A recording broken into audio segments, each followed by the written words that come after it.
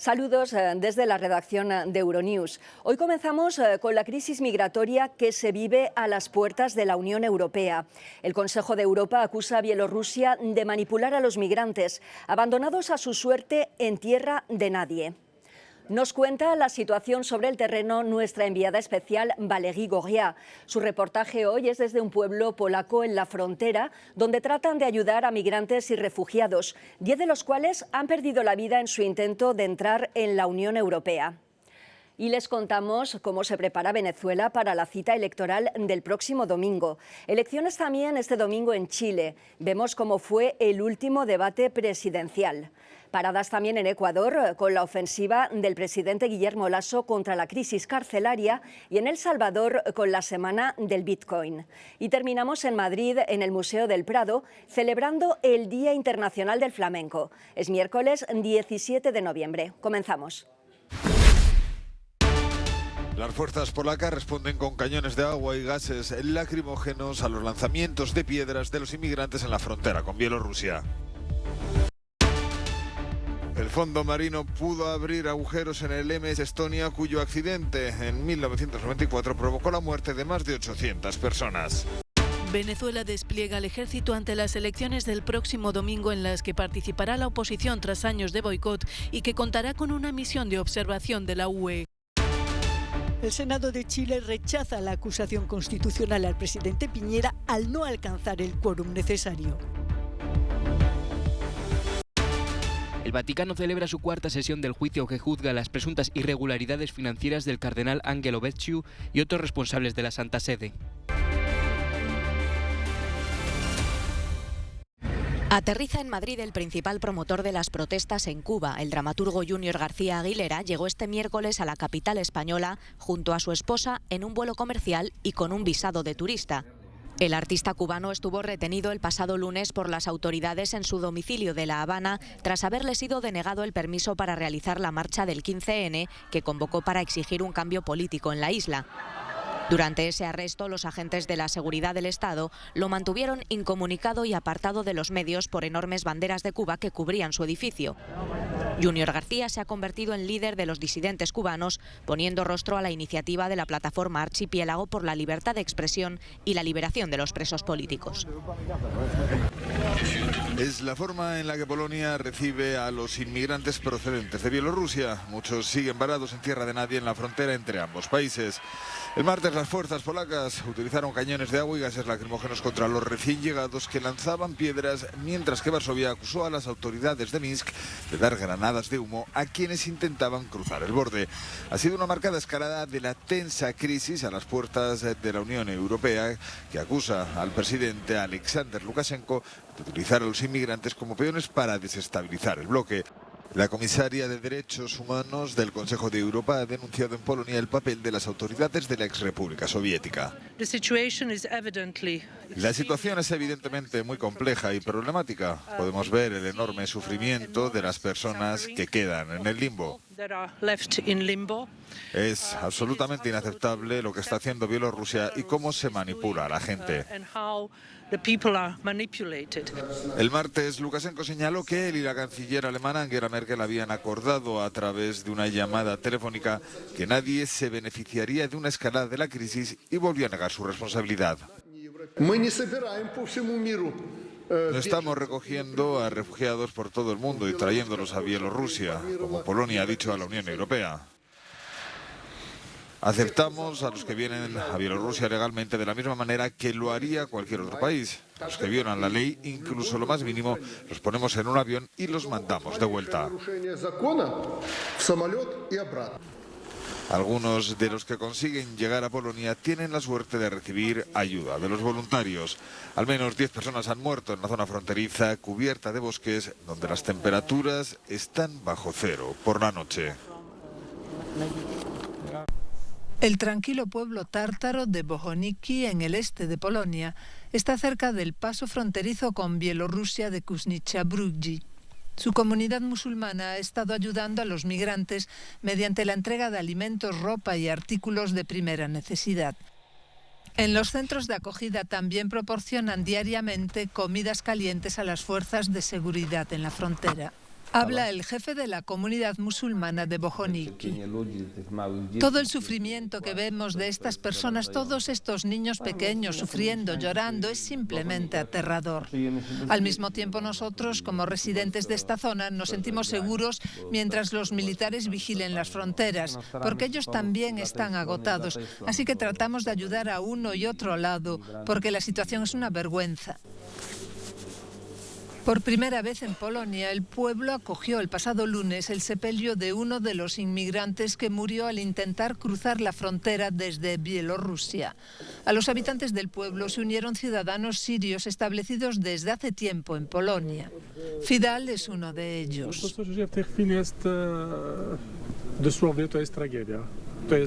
Lo que está ocurriendo ahora es literalmente una tragedia. Se puede hablar entre países, deben encontrar de alguna manera un acuerdo, o bien devolverlos a sus países o traerlos aquí o algo así, pero no dejarlos ir y venir entre los dos, no dejarlos en la frontera. ¿Y ahora qué? Es casi una masacre.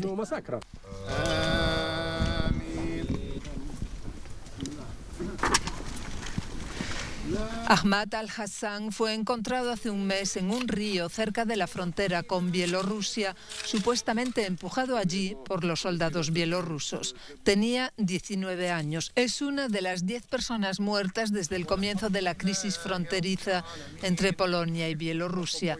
Los vecinos que velaron a Ahmad temen que haya más que, como él, acaben el viaje en su cementerio.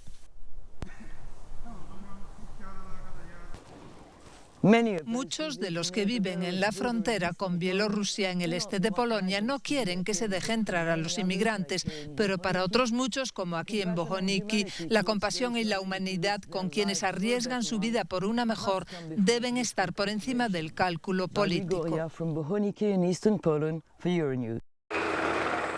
La crisis migratoria con Polonia no es ajena a Svetlana Tikhanovskaya, la líder de la oposición bielorrusa, obligada al exilio tras las elecciones del pasado año. Considera que la situación en la frontera es preocupante, pero que también esconde la dura realidad que se vive en otras zonas del país bajo el mandato de Alexander Lukashenko. La crisis humanitaria ha desviado un poco la atención de la crisis política. En las cárceles, miles de personas siguen sufriendo en condiciones terribles. Simplemente no hay imágenes ni nada con lo que relacionarse, así que esto se está olvidando poco a poco. Pero si no se resuelve la crisis política en Bielorrusia, la crisis de la dictadura, no resolveremos la cuestión de la migración, porque al régimen se le ocurrirá otra cosa. Así que hay que curar la enfermedad en sí y no los síntomas.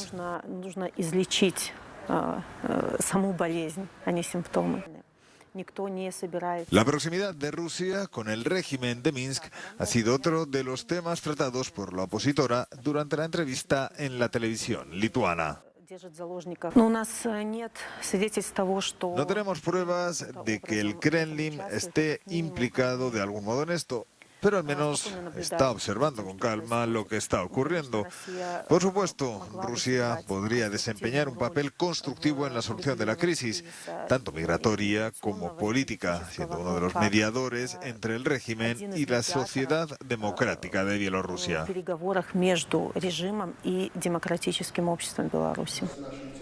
Tikhanovskaya ha sido muy crítica con la canciller alemana Angela Merkel, la primera líder occidental que ha contactado con el presidente Lukashenko, que la opositora considera que no debe ser reconocido por la Unión Europea.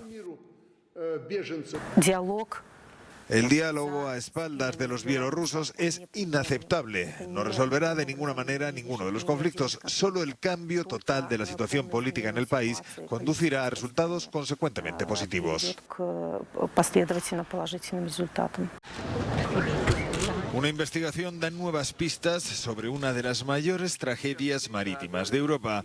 El hundimiento del transbordador MS Estonia en 1994 pudo ser consecuencia de que las rocas del fondo marino abrieran agujeros hasta ahora desconocidos en el casco del barco. Las conclusiones contribuirán a disipar las teorías conspirativas sobre el destino del buque. Yo diría que basándome en el informe de la Universidad de Estocolmo hay una alta probabilidad, al menos, de que los daños en el lado de estribor del barco se hayan producido por contacto con el fondo marino. Fue una de las catástrofes marítimas más letales de Europa en tiempos de paz. 852 personas a bordo del Estonia murieron cuando el transbordador falló en medio de un fuerte oleaje en su ruta de Tallinn a Estocolmo. El informe oficial de 1997 concluyó que el barco se hundió cuando las cerraduras de las puertas de proa fallaron en una tormenta, abriendo la cubierta de vehículos que causó una gran inundación. Solo 137 personas sobrevivieron. Venezuela despliega el ejército ante las elecciones del próximo domingo. 350.000 efectivos militares y policiales participarán en el Plan República, que custodiará el material de votación en los colegios electorales de cara a los comicios regionales y municipales del 21 de noviembre. Desde el viernes quedan prohibidas las manifestaciones, así como la venta de bebidas alcohólicas. La Fiscalía habilitará a unos 1.000 fiscales para la documentación de delitos electorales.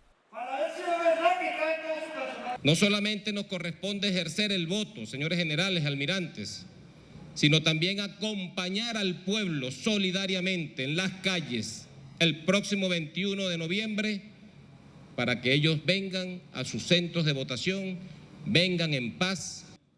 Como siempre. Unos 21 millones de venezolanos están llamados a las urnas para elegir a 23 gobernadores y 335 alcaldes, además de los legisladores municipales y regionales.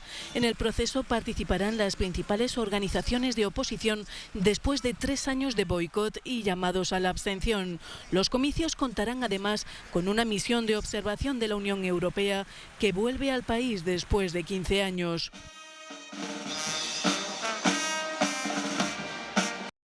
Fracasa el proceso de acusación contra el presidente de Chile, Sebastián Piñera. El Senado de Chile rechazó este martes la acusación constitucional que buscaba destituir al presidente de Chile, Sebastián Piñera, por las supuestas irregularidades que habría cometido en la venta de un polémico proyecto minero reveladas por los papeles de Pandora. Los senadores opositores no lograron reunir el quórum necesario de 2/3 para aprobar la acusación contra el mandatario. En consecuencia, Piñera puede acabar su mandato como estaba previsto en marzo de 2022. Chile celebró el último debate de unas elecciones presidenciales polarizadas. Aunque se presentan 7 candidatos, las encuestas sitúan en cabeza para la votación del domingo a 2 políticos que encarnan una profunda división entre los electores, posiblemente como reflejo de una sociedad social y económicamente dividida. Fue un tenso diálogo en el que José Antonio Kast, aspirante de la ultraderecha, fue acorralado por el resto de los candidatos que le calificaron de amenaza a la democracia y al estado del bienestar desde su candidatura Frente Social Cristiano.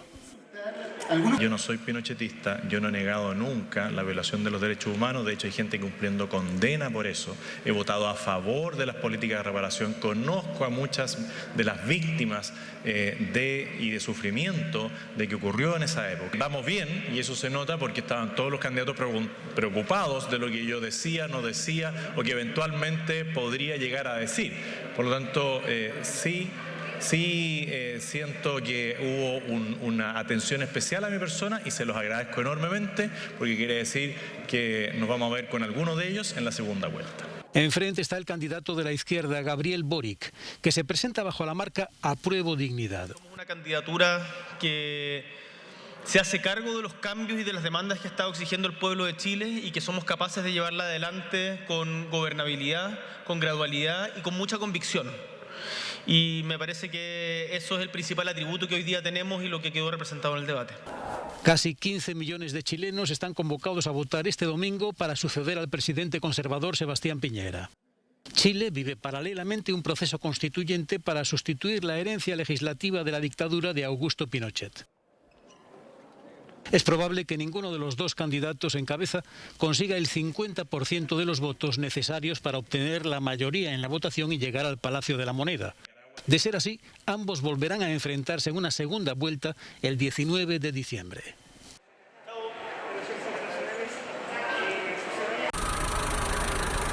Guillermo Lasso trata de coger por los cuernos el toro de la crisis carcelaria que atraviesa Ecuador. El presidente ecuatoriano ha anunciado que impulsará una normativa que permita a las fuerzas del orden evitar el grave problema de violencia que se vive en las cárceles del país, donde las peleas entre bandas rivales han dejado más de 300 muertos en lo que va de año. Yo mismo asumiré la coordinación nacional de las fuerzas del orden. La seguridad ciudadana pasa a ser la prioridad número 1 del despacho presidencial. Según Lasso, el Estado no se enfrenta a bandas locales, sino a mafias de narcotraficantes internacionales, principalmente mexicanas y colombianas, que utilizan Ecuador como país de tránsito. También ha reconocido una dejadez histórica del Estado. Sin embargo, su iniciativa puede chocar contra los muros de la Corte Constitucional, que ya echó para atrás una normativa similar de su predecesor en el cargo, Lenín Moreno. El anuncio tiene como telón de fondo la conmoción que ha provocado en todo el país una pelea entre bandas que dejó 68 muertos y 25 heridos en una cárcel de Guayaquil el pasado fin de semana. En septiembre fallecieron 118 reos en otro enfrentamiento en ese mismo penal. Desde el lunes, 1 millar de agentes de policía y militares están desplegados en las instalaciones para evitar nuevos estallidos de violencia. En El Salvador arrancó la Bitcoin Week, conferencia anual que se celebra desde 2013, organizada por actores privados interesados en la expansión de la criptodivisa. Más de 2.000 expertos de la industria del Bitcoin participaron este martes en una conferencia para discutir el potencial, las proyecciones y los desafíos que el criptoactivo presenta.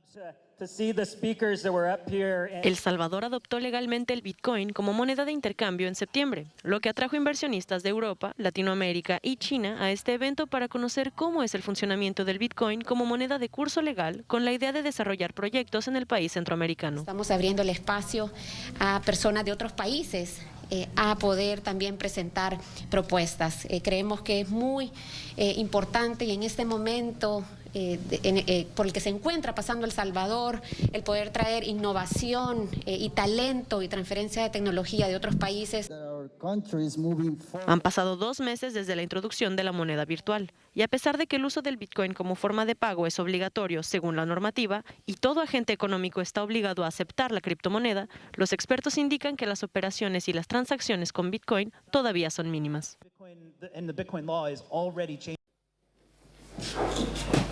Nueva sesión del juicio por las supuestas irregularidades financieras del Vaticano. Este miércoles se llevará a cabo la 4ª vista del proceso que investiga la adquisición de bienes inmuebles por parte de responsables de la Santa Sede, por la que el cardenal Angelo Becciu pudo incurrir en delitos de malversación y abuso de funciones. El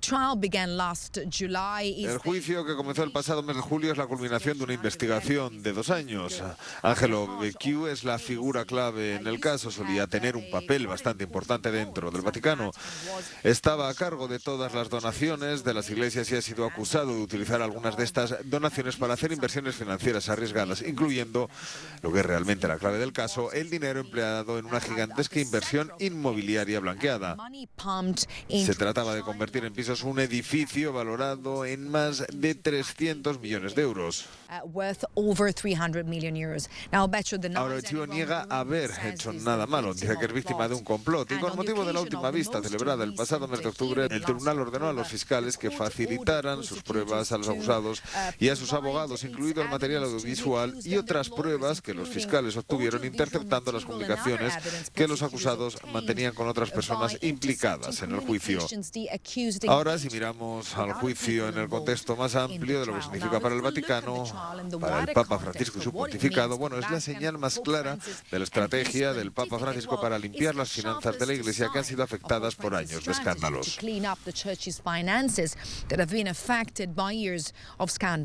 Giorgia Orlandi, Euronews, en Roma. La escritora colombiana Pilar Quintana explora los conceptos de la infancia y la maternidad en su última novela, Los Abismos. Ganadora del prestigioso Premio Alfaguara de este año, Quintana reflexiona sobre la complejidad de encarnar a la vez los roles de madre y de mujer en una época en donde, según ella, los roles de género pesaban más que ahora. Yo me sentí engañada cuando fui mamá porque sentí que no me habían contado el cuento como era ni el cuento completo, ¿no? La maternidad es bella, sí, pero eso ya lo sabemos porque no se cansan de decírnoslo. Pero no es lícito para las mujeres que hablemos de los desafíos de las rabias, de la oscuridad de la maternidad. Y para mí... Quintana también mencionó la importancia de su hijo en su proceso de escritura, explicando que la maternidad la hizo la escritora que es hoy en día. Descubrí que yo, como mi hijo de 3 años, también veía a mi propia madre solo como una madre y no como una mujer compleja, ¿no? Entonces creo que este libro me permitió reflexionar y mirar hacia la generación de mujeres de mi mamá, ya no como madres, sino como mujeres complejas que tuvieron grandes desafíos y muy pocos privilegios respecto de los que tuve yo. Pilar Quintana forma parte de una emergente ola de escritoras latinoamericanas que poco a poco ganan más visibilidad. Es la primera visita de Estado a España de un presidente italiano en los últimos 25 años y los reyes de España han recuperado la mesa imperial para agasajar a Sergio Mattarella. La mesa no se empleaba desde antes de la pandemia debido a las restricciones de la COVID. Este miércoles el presidente italiano participará junto al rey Felipe VI y el presidente de Portugal en el Foro de Innovación Empresarial Cotec Europa que se celebra en Málaga. El flamenco en su Día Internacional abre las puertas del Museo del Prado como símbolo de todas las puertas de los tablaos y de la cultura.